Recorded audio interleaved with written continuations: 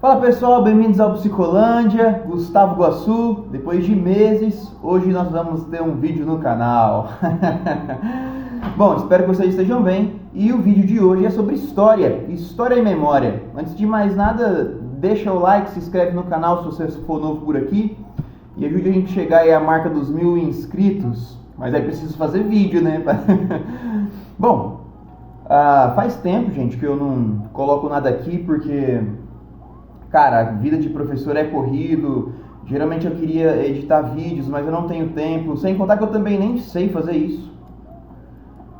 Tecnologia e Gustavo Guassu não combinam. Cara, e ano passado também, estava trabalhando em 3 lugares, 3 colégios, 2 colégios e um cursinho, foi cansativo. Então, a partir desse ano, eu consegui diminuir minha carga horária e vamos ver se eu consigo aqui me dedicar mais ao canal. Foi sempre algo que eu gostei, o canal ele surgiu na minha vida num momento de grande dificuldade e ele foi responsável por me manter em pé num momento ali difícil que eu estava passando. E cara, eu não ganho nada com o canal, eu faço porque eu gosto, eu sempre gostei de compartilhar ideias. E é para isso que serve o Psicolândia, para eu compartilhar meus estudos, minhas conversas, minhas viagens, etc. Hoje a gente vai falar de história. Vamos pensar o seguinte. Eu vou mostrar 4 livros para vocês. Deixa eu pegá-los aqui. Aí. Bom, o primeiro livro que vocês vão ver, gente, é esse daqui. Hans Staden, Duas Viagens ao Brasil. Ele veio aqui no século XVI, entre 1524 e 1576, e na verdade não, a primeira vez que ele veio para cá foi em 1549, desculpa, passa por Pernambuco e Paraíba, e a segunda vez em 1550, que ele vai até Santa Catarina e volta para a ilha de São Vicente, para a capitania de São Vicente, onde seria hoje São Paulo, né? Então esse livrinho aqui, muito pequenininho, da LPM, cara, eu adoro esses livros dessa editora. Esses livros de bolso são fantásticos. Você tem uma descrição de uma realidade vivida. Então a história do descobrimento do Brasil, a história do Brasil colonial, a partir do ponto de vista deste livro, sempre terá relação com o olhar que esse autor teve sobre aquele momento. Não tem como eu negar o que esse autor falou sobre o Brasil.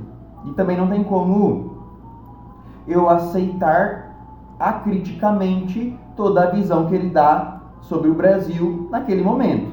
Então, um historiador que se preze vai dizer o seguinte, olha, é um depoimento de alguém que veio no Brasil naquele momento, mas ele teve uma experiência isolada e ele escreveu sobre aquilo que ele viu, aquilo que ele viveu, aquilo que ele conheceu. Mais do que isso, a gente não pode, então, falar. Então, se eu for usar o Hans Staden para fazer um conhecimento geral da história do Brasil naquele momento, de todo o território brasileiro, ou todo o litoral brasileiro, não importa, se eu for usar ele para definir o século XVI inteiro, já não faz muito sentido, já que o que ele coloca é limitado.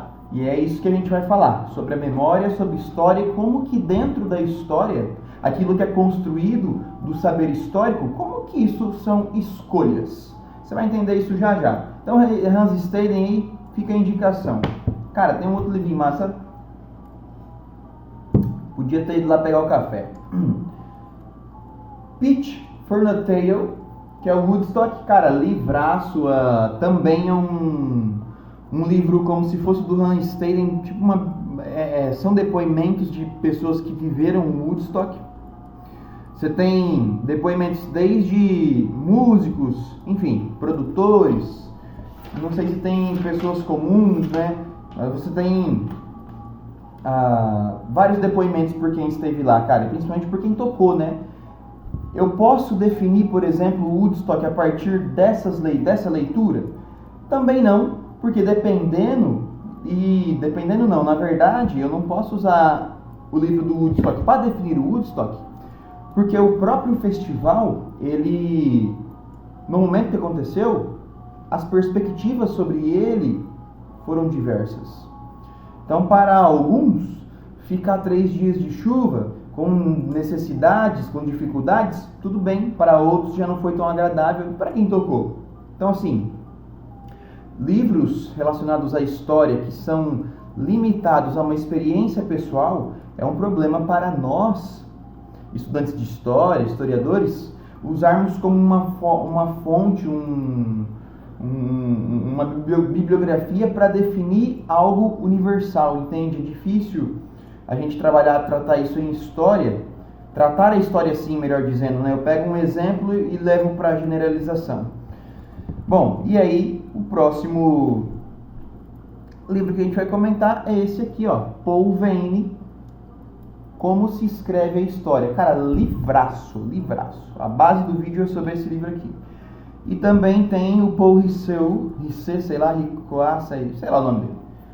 Paul, escreve aí, R-I-C-E, já vai aparecer. A memória, a história e o esquecimento. Cara, livrão, comecei a ler ontem. Esse aqui eu já tô lendo faz um tempo. O Woodstock, geralmente eu pego ele para fazer algumas leituras, digamos assim, aleatórias.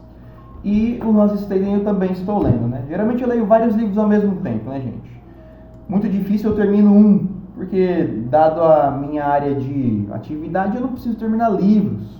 Então meio que eu estou numa época agora, por exemplo, dando muitas aulas. Então eu pego um capítulo de cada livro, leio por capítulos, né? Caso eu estivesse numa pesquisa, por exemplo, num mestrado, num doutorado, aí eu precisaria ler a obra inteira, como não é o meu caso. Podia ter ido lá pegar o café. Bom, vamos lá. Cara, imaginemos o seguinte. Vamos pegar o exemplo de história do Brasil. Nós sabemos que o Brasil foi descoberto por portugueses em 1500. Essa é uma narrativa daquilo que a gente vai chamar de história privilegiada, ou história oficial, poderia-se dizer assim. Que é a história ligada a grandes nomes, a indivíduos importantes. Então, Pedro Álvares Cabral chegou com a sua esquadrilha, eu acho que é o nome, né? Chegou com seus navios e com sua expedição, chegou ao Brasil em 1500 e tal. Ora, duas coisas que a gente tem que pensar, e é o que eu falo para os meus alunos do 6º ano, inclusive, né? Sabe quando a gente ter contato com esse tipo de história, a gente tem que pensar o seguinte: por que eu estou tendo contato com essa história desse jeito? Por que essa história está chegando para mim desse jeito? Será que é assim mesmo? E aí? Não tem outro olhar? Sempre é assim? Pedro Álvares Cabral chegou em 1500 e aí o que acontece? Olha, o Hans Staden, Duas Viagens ao Brasil, é como se fosse uma memória. Ele é um livro, um depoimento de um viajante que chegou ao Brasil. Você tem, por exemplo, pinturas a respeito dos conflitos entre indígenas, viagens, mares. Ele faz pinturas das aldeias, fauna e flora, dos rituais. Enfim, esse é um livro que, além de ter os depoimentos, uma fonte histórica escrita, né? O que é uma fonte histórica? Já tem vídeo no canal sobre isso aí, dá uma volta aí, fontes históricas. A fonte é a forma que a gente tem de acesso ao passado, já que, se não haver fonte, não tem como eu provar que houve história. A história sempre é a história de alguma coisa. E cadê essa coisa? Se não tem, então não tem história.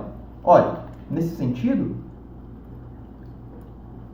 as Duas Viagens do Brasil, do Hans, ela é um depoimento, ela é uma fonte escrita, mesmo que ela tenha sido refeita, reeditada, reimpressa, principalmente impressa numa fabricação em massa, não deixa de ser o depoimento.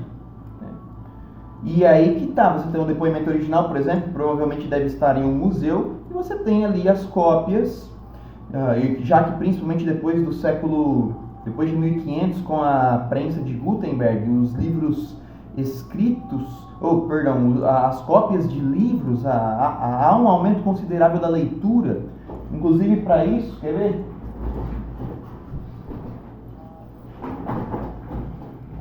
Sobre questão de pirataria, cópias de livros, cara, leiam esse livro aqui, chama Pirataria e Publicação, do Robert Dalton. Cara, livraço, gente. Vai falar sobre esse processo de pirataria, a discussão sobre processos, por exemplo, de autoria de livros, que é novo.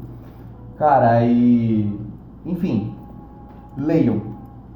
Robert Dalton, Pirataria e Publicação.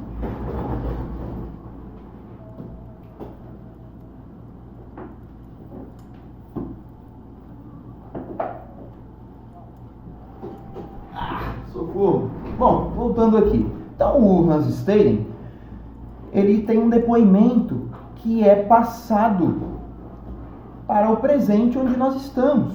Então, olha eu, Gustavo, vivendo em 2024, estou lendo um depoimento sobre um cara que veio para o Brasil e teve uma impressão desse país. Não era um país na época, tá? Mas teve uma impressão desse local, uma impressão desse povo. Ora, vamos então pensar uma coisa. O Hans Staden é alemão, então é evidente que ele vai fazer uma descrição dessa região chamada Brasil a partir da ótica que ele tem da sua, digamos assim, criação cultural.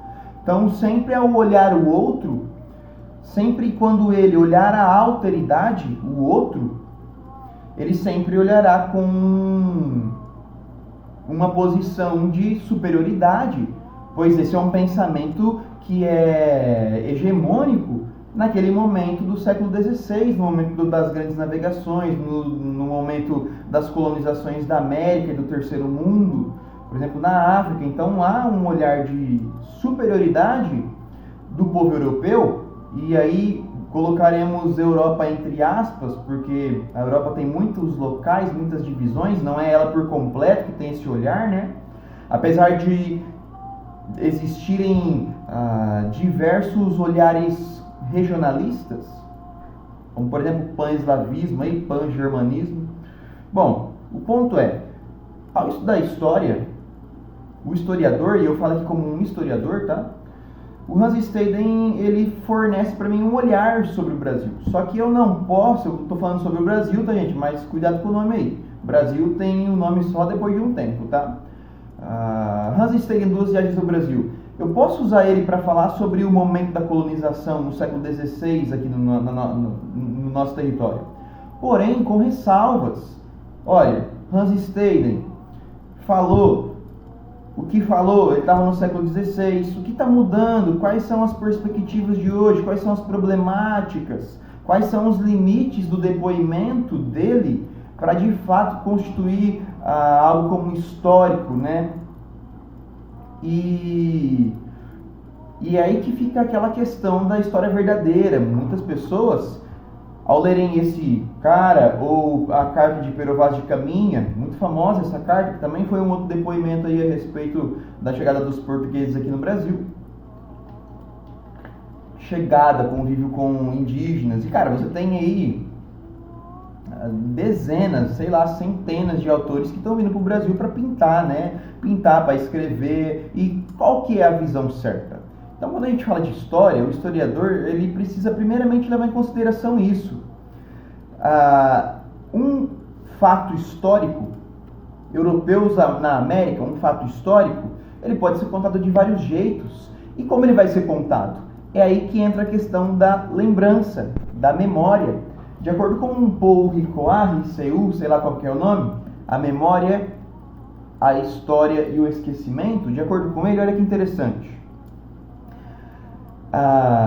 De que há a lembrança? Então estou lembrando do quê? Do que eu posso lembrar? E aí, uma outra pergunta, de quem é essa memória?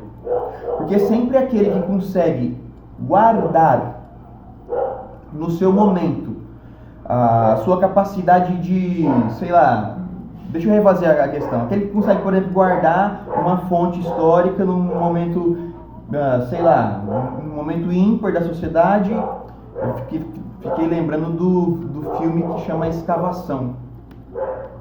Muito bom, inclusive, assistindo na Netflix.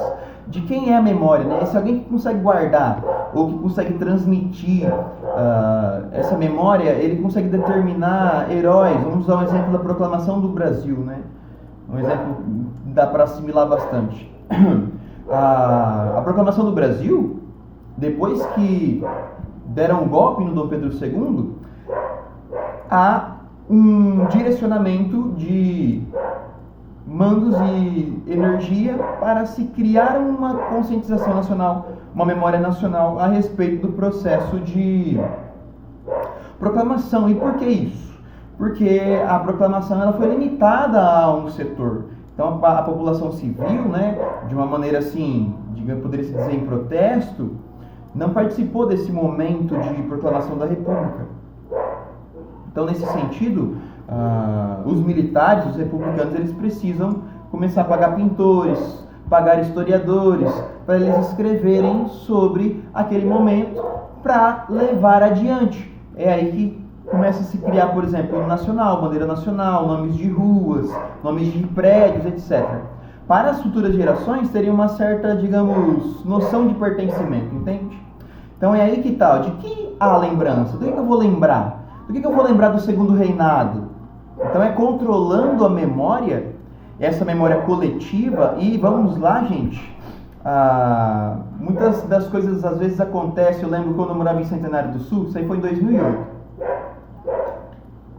Centenário é lá no Paraná, né, na cidade da minha mãe. 2008, o Maníaco da Cruz. Cara, Maníaco da Cruz. Era um cara, cabelinho cacheado assim, andava com uma cruz, um emo, pintado preto aqui, né? Claro que ele andava com uma tesoura, alguma coisa assim, sei lá, com uma faca. E, cara, chegou lá em Centenário, o Maníaco da Cruz tá aqui, era pânicos nas ruas, né? Nossa, aí faz tempo. Mas olha pra você ver, eu lembro de um jeito. Será que outras pessoas também lembram desse caso? Há pessoas que nem ouviram falar. Então, nesse sentido, quem ouviu falar do Maníaco da Cruz e estava naquela cidade naquele dia, tem uma noção de reciprocidade, poderia-se dizer assim, junto comigo. Então eu estou contando essa história. Alguém viveu, nossa, eu estava lá aquele dia, era assim mesmo. Há uma relação de pertencimento. Não, eu pertenço aqui então, porque acontecimentos comuns são compartilhados. Contudo, existem visões sobre a realidade, memórias que também são comuns e compartilhadas, que são criadas via poder, via detenção da escrita, principalmente da educação. E aí que o Paul Ricoeur pergunta, Riceu, sei lá, de quem é essa memória? Então, ele vai dizer o seguinte: a representação do passado, como que esse passado vem até nós, então como eu vou entender o que se passou? Pega aí Primeira Guerra Mundial, como eu vou entender a Primeira Guerra Mundial? Então a representação do passado se descobre exposta às ameaças do esquecimento. Então aquele passado, dependendo de quem for contar o passado no presente, ele pode esquecer alguma coisa porque quis. É o historiador que ele é responsável por trazer à tona essas lacunas da história. Então o historiador ele vem, além de tudo, para expor a verdade. Só que, por exemplo, alguns indivíduos que vão dizer o seguinte: vamos aprender a história verdadeira de não sei o que, vamos aprender a voltar aos nossos valores. Isso é uma pretensão da memória, a fidelidade em relação ao passado. O Paul Ricoeur que fala também. Então você acredita que você tenha na sua memória um passado glorioso. Vamos ao exemplo de ditadura no Brasil. Ditadura militar no Brasil. Há pessoas que dizem que foi um momento glorioso e queria voltar a morar lá. Só que aí que tá, você tem a pretensão de que a sua memória ela seria geral. É aquela questão do particular para o universal. Não, foi bom para mim, então logo todos também viveram dessa maneira. Uma pretensão a achar que há uma fidelidade da memória ao passado, só que a gente esquece que a gente esquece. A gente esquece que a nossa memória ela não é eterna. Nós esquecemos que a nossa memória ela tem lapsos de lembrar as coisas. E também nós esquecemos que a nossa memória ela é seletiva. Nós esquecemos que a nossa memória ela é, digamos assim, conflituosa. Nós podemos dizer até que a nossa memória ela é sujeita a modificações conscientes. Ora, nesse sentido, como construir a história? Como eu vou escrever sobre a história de um momento, de um fato, de algo que já passou? Sendo que a minha memória, vamos imaginar que eu vou escrever sobre algo que eu vivi por um acaso. Crise política no Brasil entre 2010 e 2020, por exemplo. Eu vivi esses momentos.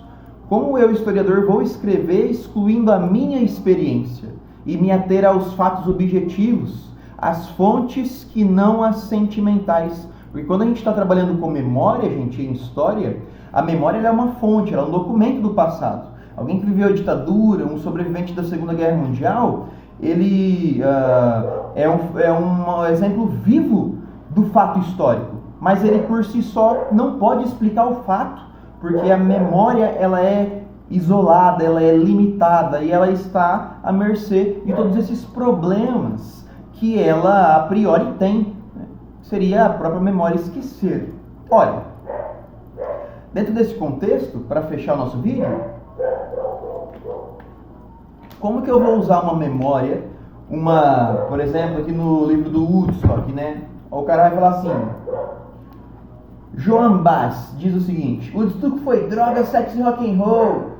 Woodstock foi Janis Coito interrompido e Joplin, Jimi Gênio, Hendrix e o glorioso suor peito de Roger Daltrey do The Who.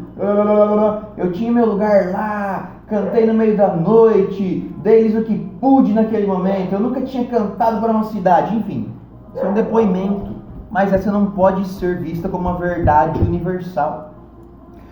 É muito comum aqui na internet nós vermos indivíduos, inclusive professores de história, de pessoas que se dizem historiadoras, de pegarem um exemplo específico, sei lá, Confissões do Santo Agostinho, né?